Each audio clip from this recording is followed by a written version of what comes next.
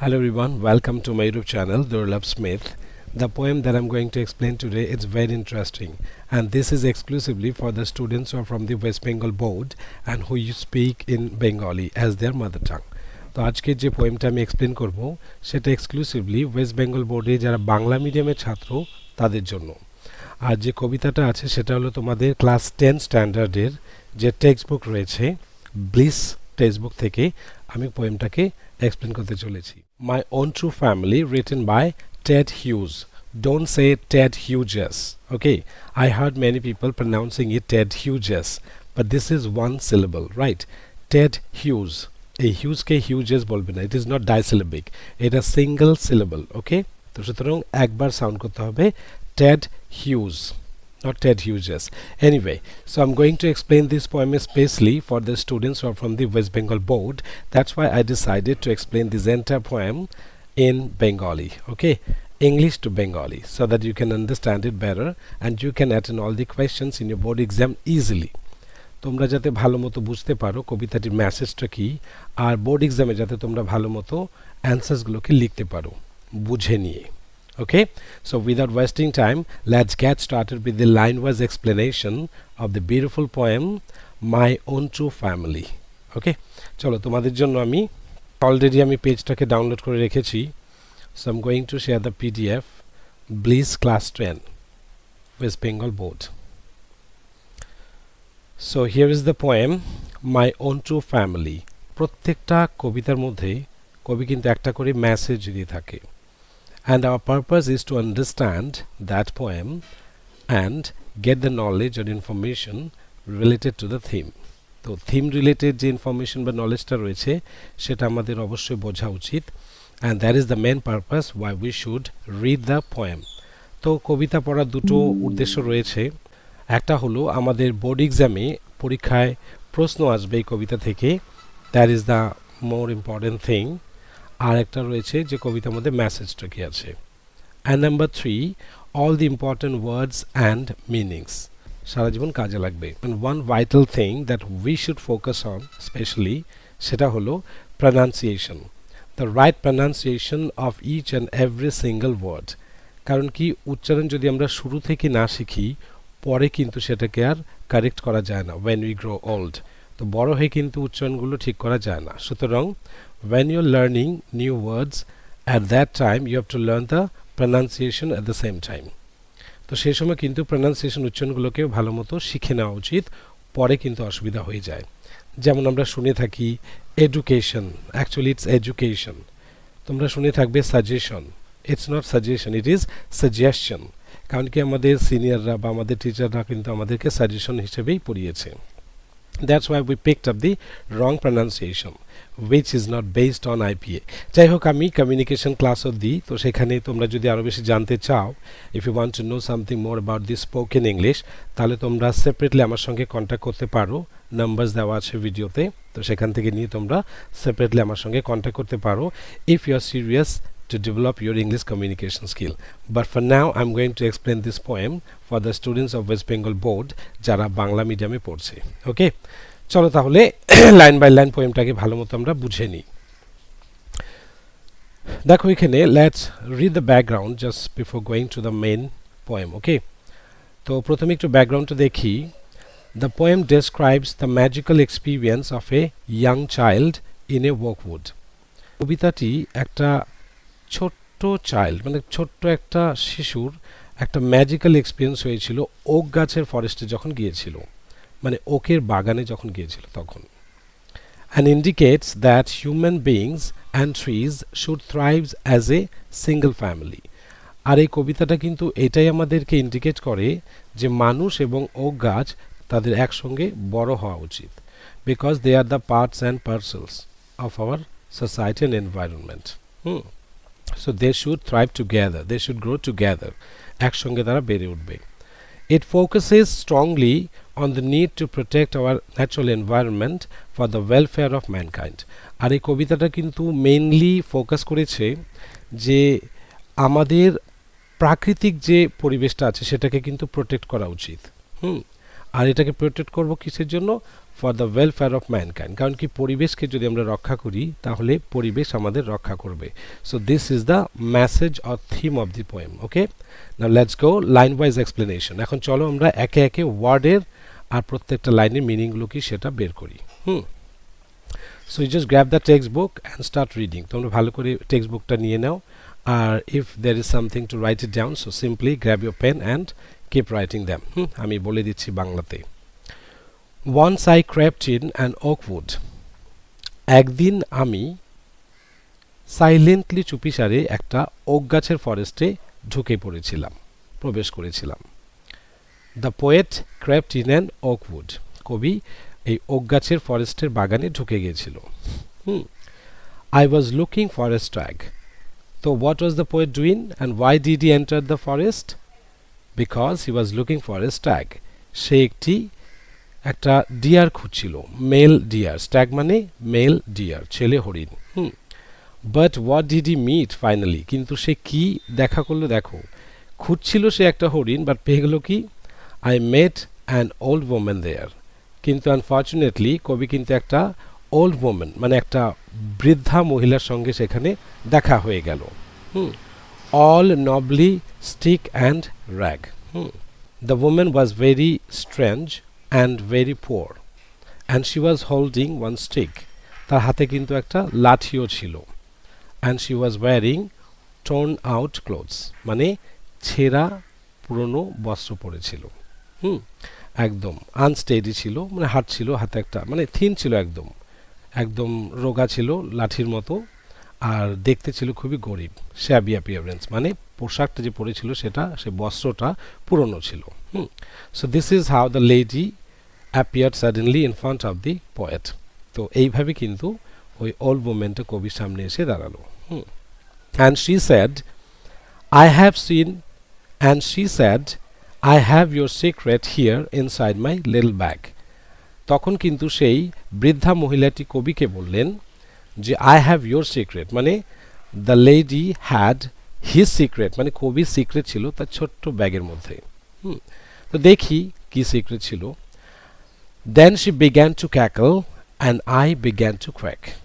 Then suddenly the old woman started to laugh. একটা strange ভাবে, মানে ভয়ঙ্কর ভাবে সে হাসতে শুরু করলো। And the poet was very scared. The poet was very scared and he started shivering. He started shaking out of fear, listening to the laugh. Okay, তো এই মহিলাটি বা বৃদ্ধ মহিলাটির হাসি শুনে, ভয়ঙ্কর হাসি শুনে কবি কিন্তু মানে কেঁপে গেল। He started শিভরিং। দেন কি হলো, ওই হাসতে হাসতে ওই বৃদ্ধা মহিলাটি কি করলো? She opened up her little bag and I came twice awake. তো সে যখন নাকি তার ছোট্ট লিটল ব্যাগটাকে খুললো তখন আমি কিন্তু অ্যালার্ট হয়ে গেলাম। As if I wake up once again, মনে হলো জানি আমি দ্বিতীয়বার ঘুম থেকে উঠলাম। মানে the poet was very alert when the old woman opened her little bag. তখন কিন্তু কবি মনে হলো যে সে দ্বিতীয়বার জেগে গেল, মানে চোখ খুলে গেল তার।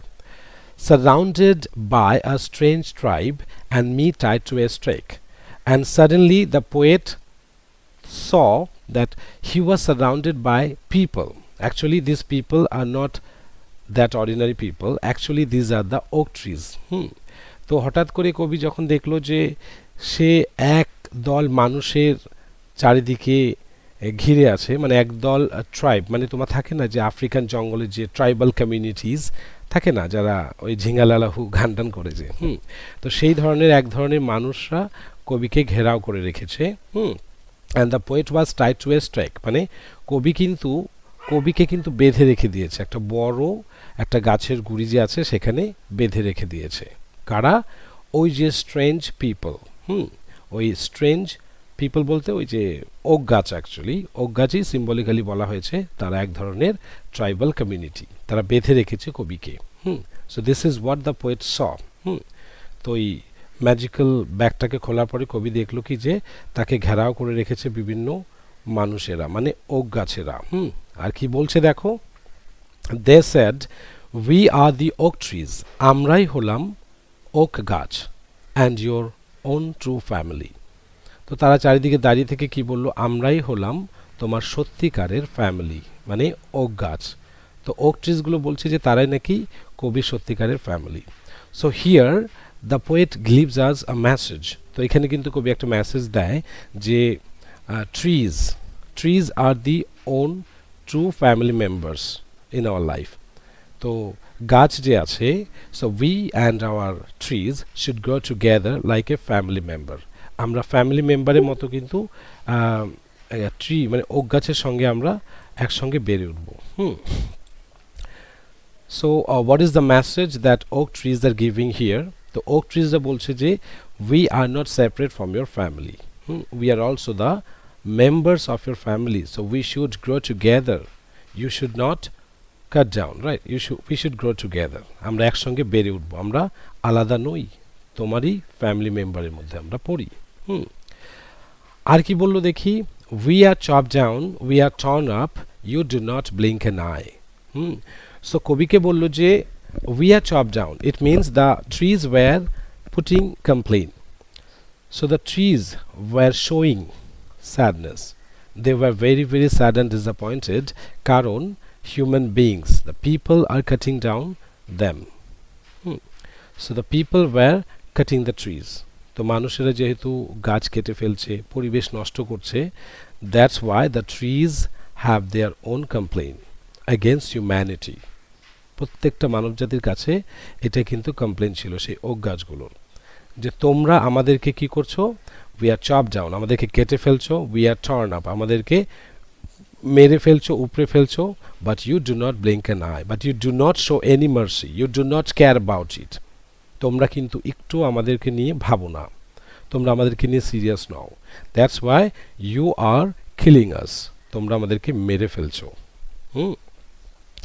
সো ফাইনালি একটা ওয়ার্নিং দিয়েছে, দেখো তারপরে, unless you make a promise now, যদি না তুমি এখন প্রমিস করো, মানে যতক্ষণ না তুমি এখন প্রমিস করছো, now you are going to die, এখন যদি তুমি প্রমিস না করো তাহলে কিন্তু তুমি মরবে, we are going to kill you like the way you are killing us, আমাদেরকে যেভাবে তোমরা মেরে ফেলছো এখন আমরাও তোমাকে মেরে ফেলবো। This is the warning the trees giving to the poet. তো এইটাই কিন্তু কবিকে ওয়ার্নিং দিচ্ছে, এটা কিন্তু ক্লিয়ার মেসেজ, এটা কিন্তু সত্যি বাস্তব যে if all the trees die we will also die along with them, right? আমরা কিন্তু মারা যাব, because the oxygen and the food that we are getting from the trees will not be available if they die, so eventually we will also die without them. তাই তারা মারা গেলে আমরা মারা যাব, তাই না?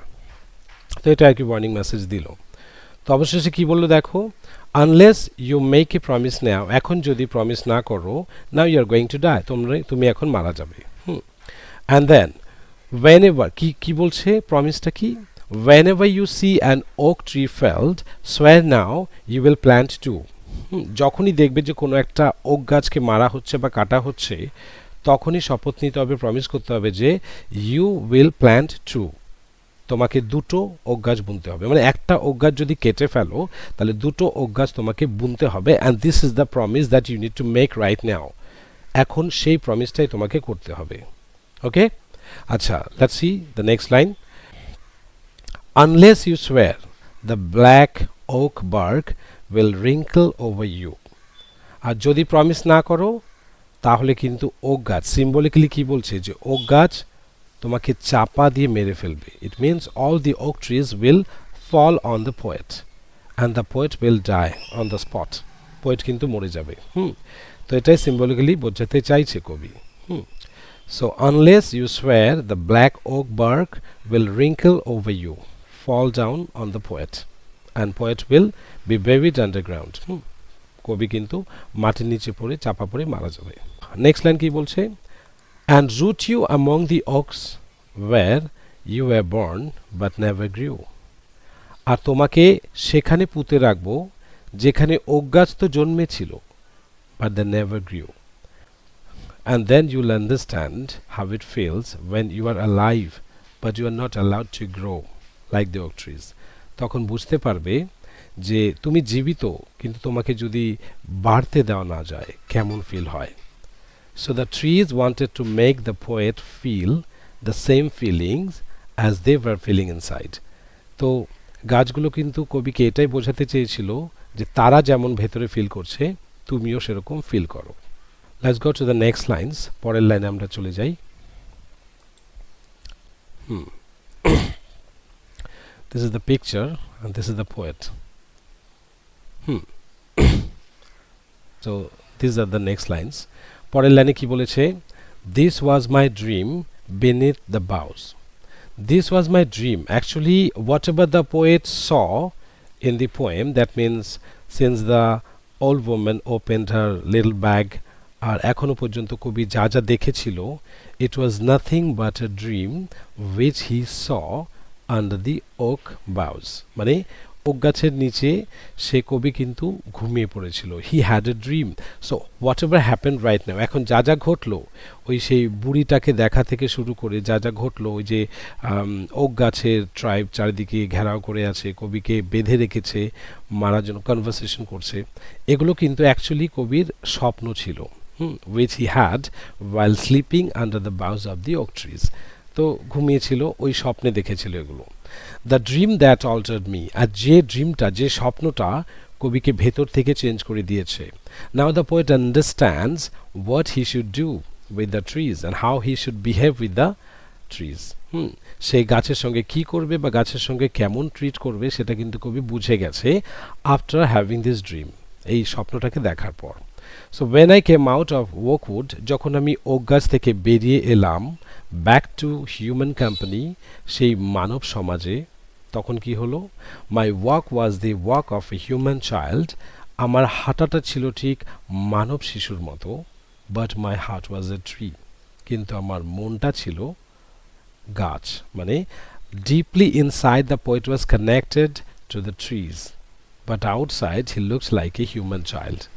ওকে, তো এর জন্যই, so this is the message of the poem. আশা করি তোমরা বুঝতে পেরেছ। আর এই রকম কবিতা যদি তোমরা ভালো মতো আরও বুঝতে চাও, বা যদি তোমরা মনে করো যে না এই এক্সপ্লেনেশনটা ভালো লেগেছে, then you can subscribe to my channel. তোমরা আমার চ্যানেলে সাবস্ক্রাইব করতে পারো, or you can directly contact with me with the numbers that is flashing on my screen if you want to get online class from me. আমার থেকে প্রচুর ছেলেমেয়েরা online class নিচ্ছে, যারা ওয়েস্ট বেঙ্গল বোর্ডে পড়ছে। ইংলিশ ভার্জনে যারা আছো তাদেরকে আমি ইংলিশ টু ইংলিশ এক্সপ্লেন করে তাদেরকে ক্লাস দিচ্ছি। ওকে, আর যারা বাংলা মিডিয়ামে আছো, কবিতাটি বুঝতে পারছো না বা স্কুলে ঠিক মতো যাও না, they can enjoy the videos right from my channel and you can understand each and every single line of any poem or story. ওকে, তাহলে তোমরা আমার চ্যানেলের সঙ্গে কানেক্টেড থাকো। আর তোমরা যারা ইংলিশ মিডিয়ামে আছো তাদেরকে আমি ইংরেজিতেই ক্লাস দেবো। Generally I provide classes from English to English and I prefer it as I have studied with English Honours Masters B.Ed. So আমার পড়াশোনার ফিল্ডটাও কিন্তু ইংলিশ নিয়ে, English literature, language, communication etcetera. Okay, তো তোমরা যারা বাংলাতে এক্সপ্লেনেশন শুনতে চাও না, they can also join my classes. Online ক্লাসও অ্যাটেন্ড করতে পারো, যেখানে আমি সমস্ত গল্প, poem English to English explain করছি, just like English medium teachers. Okay, and the students are not allowed to speak in Bengali in my classroom. তো সুতরাং তোমরা যারা একটু বেশি সিরিয়াস, যারা ইংরেজিতেই কবিতা শুনতে চাও, তাহলে কিন্তু তোমরা আমার ইংলিশে ক্লাসগুলোকে অ্যাটেন্ড করতে পারো। ওকে, তো যাই হোক, তো this is the message of the poem my own true family by Ted Hughes. Okay, তোমরা যারা ক্লাসগুলো ইংরেজিতে অ্যাটেন্ড করতে চাও, those students who are studying in English medium background but West Bengal board, তোমরা যারা ওয়েস্ট বেঙ্গল বোর্ডে পড়ছো কিন্তু ইংলিশ ভার্সনে পড়ছো, they can specially contact with me with the phone numbers that is flashing on my screen. Okay, তোমরা যদি ইংরেজিতে ক্লাস চাও, তোমাদের যদি মনে হয় যে না স্কুলে ইংলিশ ভার্সন তো স্টাডি করছি বাট ইংলিশে কোনো পরিবেশ নেই, টিচার ইংলিশে কথা বলছে না, কোনো স্টুডেন্টও ইংলিশে কথা বলছে না, অনলি সিলেবাসটা ইংলিশ ভার্সনে আছে, so this type of students are always welcome to attend my online classes. So the strong students and serious students are always welcome to my online and offline classes, no matter where you are in West Bengal or outside. Okay, if you like this video, then comment your feedback, and if you want more explanations of any chapter of your syllabus, then you can ask me that too in the comment box below. Okay, তো তোমাদের যদি কিছু doubts থাকে, কিছু clarification থাকে, বা আরও কিছু জানতে চাও ওয়েস্ট বেঙ্গল বোর্ডের সিলেবাস সম্পর্কে বা প্রত্যেকটা চ্যাপ্টারের বিষয় সম্পর্কে, then you can simply comment on the video. Okay, so bye bye, see you in another video on another next episode. Till then, keep learning and keep sharing. Bye bye.